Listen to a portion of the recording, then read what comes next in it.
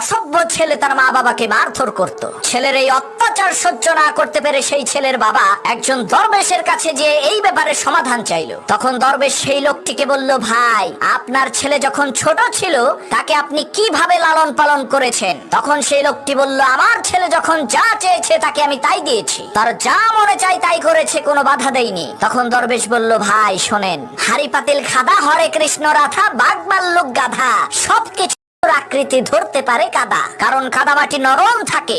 আর ছোট বাচ্চারা হচ্ছে কাদামাটির মতোই। কাদামাটিকে যেমন মনের মতো আকৃতি দেওয়া যায়, ঠিক একই ভাবে ছোট বাচ্চাদেরকেও আপনি আপনার মনের মতো করে গড়ে তুলতে পারবেন।